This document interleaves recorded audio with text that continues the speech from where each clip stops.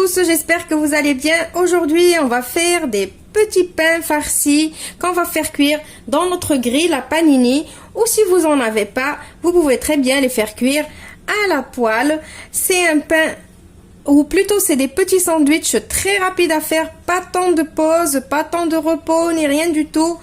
Très facile à faire avec peu d'ingrédients. Donc restez avec moi pour la recette.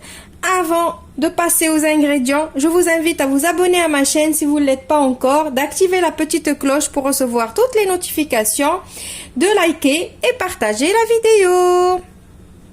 Alors pour les ingrédients, il va nous falloir 120 g de semoule fine ou extra fine, 120 g de farine, 160 ml de lait que vous pouvez bien évidemment échanger avec de l'eau. Donc si vous êtes intolérant au lactose, mettez juste de l'eau, une cuillère à café de sucre en poudre, une cuillère à café de levure boulangère, 3 cuillères à soupe d'huile et une demi-cuillère à café de sel. Voilà, donc aujourd'hui spécialement pour les personnes qui me demandent toujours est-ce que je peux faire ceci ou cela sans le robot. Aujourd'hui, je vais faire un effort et je vais faire la pâte à la main pour vous montrer que toutes les recettes, c'est faisable à la main. C'est juste que si on a un robot, pourquoi on va s'en priver? Voilà, donc moi je pars sur ce principe. J'ai des trucs, j'ai des aides culinaires, j'ai des aides dans la cuisine. Du coup, je vais les utiliser. Mais vous, si vous n'en avez pas, ben bien évidemment, vous pouvez faire les recettes sans les robots. Comment on a fait avant l'arrivée des robots? Tout le monde faisait à la main. Voilà, donc aujourd'hui, ça sera spécialement pour les personnes qui n'ont pas de robot.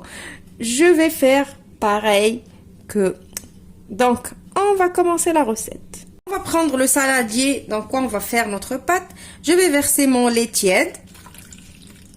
Ou l'eau, comme je disais, si vous êtes intolérant au lactose, vous pouvez utiliser de l'eau, mais moi c'est juste pour donner un petit peu de richesse à ma pâte.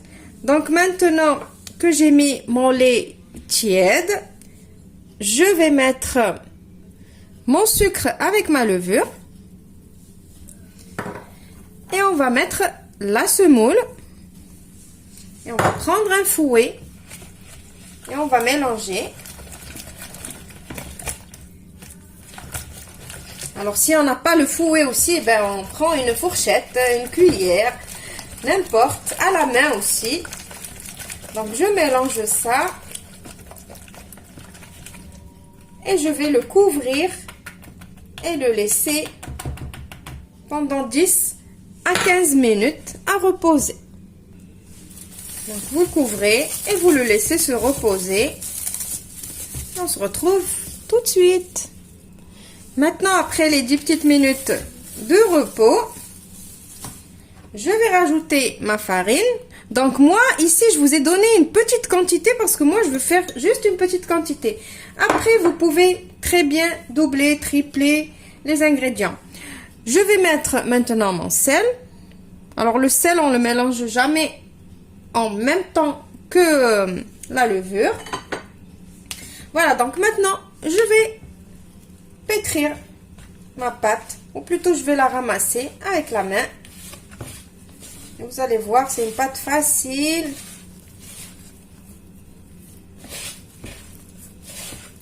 Pas besoin de vraiment pétrir, on va dire, entre guillemets. Voilà, je vais pas couper pour que vous voyez. Juste, je ramasse ma pâte. Parce que comme je vous ai dit, la vérité, c'est pas mon dada de pétrir la pâte. J'aime beaucoup travailler la pâte, mais pour la pétrir, je trouve que le robot, il travaille mieux que moi. Voilà. Donc voilà, les quantités, elles sont justes. Voilà, donc la pâte, il faut qu'elle reste un tout petit peu collante. Un tout petit peu. Vous voyez, elle se ramasse. Voilà, vous avez vu? Hop. J'ai pas trop l'habitude de pétrir à la main, mais bon, je me débrouille. Voilà, vous voyez.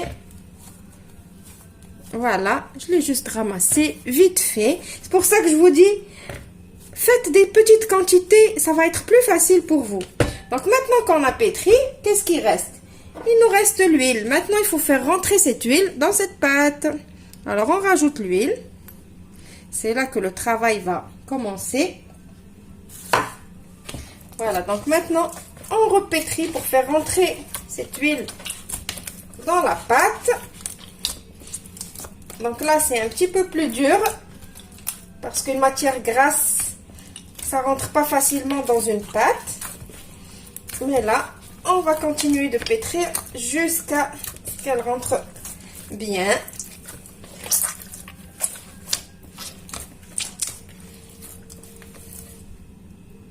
Alors, je n'arrive pas à trop pétrir ma pâte dans le saladier, c'est normal, je la transfère ici. Donc, quand vous allez rajouter de l'huile, vous allez sentir comme si la pâte, elle allait trancher, comme si elle devient granuleuse. Donc, il faut juste la pétrir comme ça.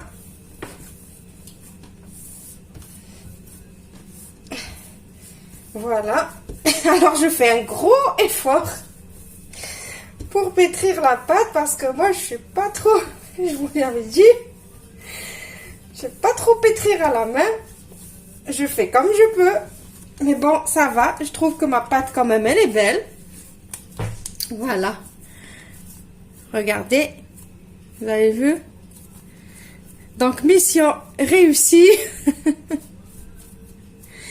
Voilà. Donc, maintenant, qu'est-ce que je vais faire? Eh ben, je vais former comme un petit boudin pour partager ma pâte. Pour faire mes petits pains farcis. Voilà, donc je fais comme ça et je vais partager. Donc vous me connaissez, je partage toujours en deux, après en deux. Voilà, donc moi ça va pas me faire vraiment des gros trucs, juste des mini pains.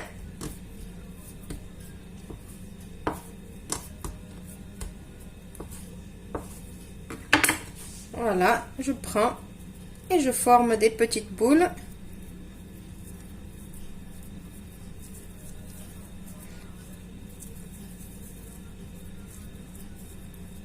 Voilà, juste comme ça. Alors, je ne suis pas la pro pour faire des boules, mais je fais de mon mieux. Voilà, je pose, je fais pareil avec tous les autres, jusqu'à obtenir des petites boules. Comme ça. Voilà, c'est comme si je suis en train de jouer avec la pâte à modeler. Hop. Et je pose. Je prends un tout petit peu d'huile. Je mets dans les bouts des doigts. Et je badigeonne comme ça. Ou avec un pinceau, ce que vous voulez. Là, puisque je suis en train de travailler à la main, ben, je continue à la main. Juste pour que la pâte, elle ne croûte pas le temps que je prépare les autres. Voilà, donc maintenant, une fois que j'ai préparé toutes mes petites boules, alors moi, ça m'a fait 8 petits.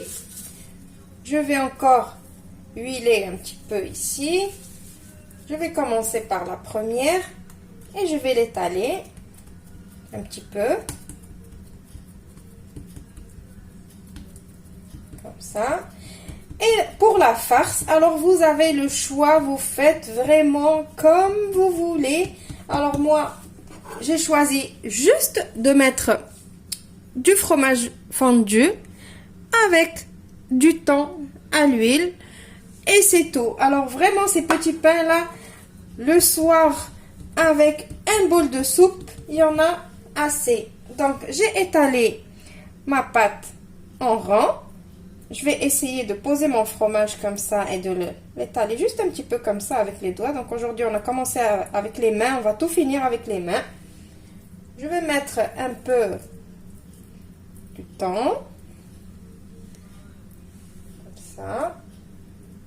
Alors mais vraiment vous pouvez mettre ce que vous voulez. Vous pouvez préparer une farce à base de viande, de ce que vous voulez. Mais vraiment ce que vous voulez. Maintenant je vais prendre ma pâte et je vais commencer à fermer comme ça pour refaire encore une boule. Voilà, encore comme tout à l'heure, tout en fermant. Voilà. Je le ferme. Je fais ma petite boule. Ici, rassurez-vous que c'est bien fermé. Voilà. Après, quand je vais la poser, mettre ma main encore un petit peu dans l'huile. Et je vais faire juste comme ça. Voilà. Et après, on va passer à la cuisson. Donc, je la mets de côté et on passe à la cuisson. Bien évidemment, quand j'aurai fini de faire tous mes pains. Alors, pour la cuisson, moi, je vais utiliser mon grill à panini. Alors, donc, je l'ai mis à chauffer. Il est chaud maintenant. Donc, je vais prendre un petit pinceau. Je vais mettre un tout petit peu d'huile avec mon pinceau.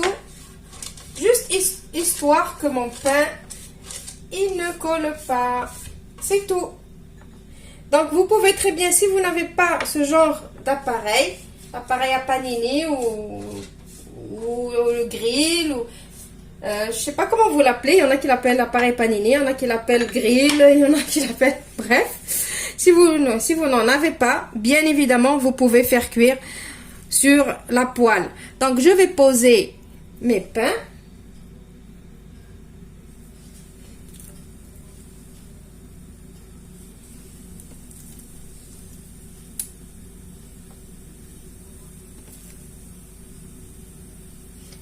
J'espère qu'il y a tout qui va rentrer. Sinon, je suis obligée de faire 2 fournées.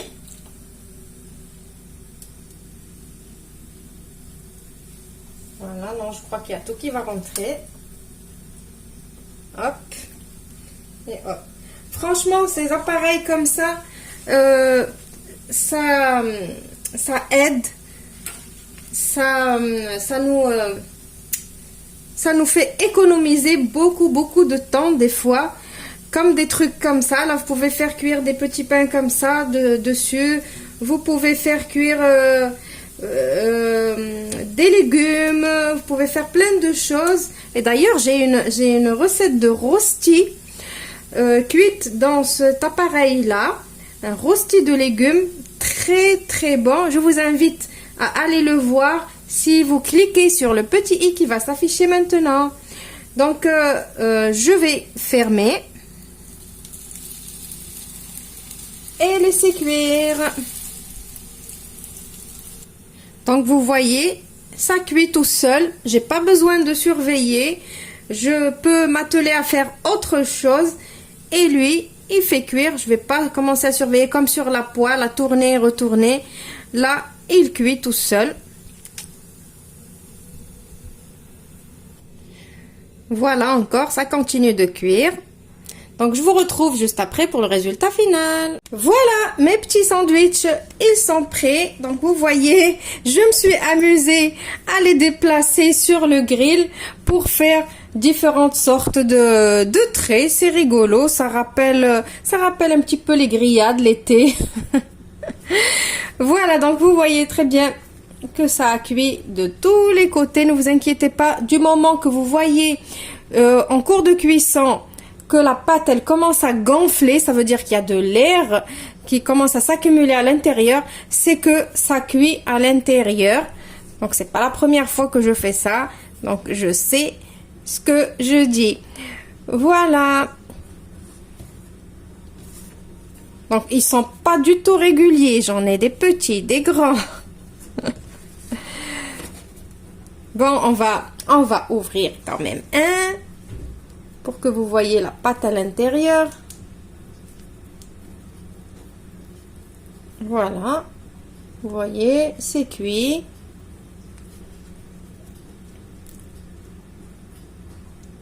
Vous voyez, c'est comme si c'était cuit à la poêle. Pareil, mais vraiment pareil. Regardez. Voilà, donc j'espère que la recette d'aujourd'hui vous a plu. J'espère que vous allez la tester. N'oubliez pas de me faire vos retours si vous avez testé la recette.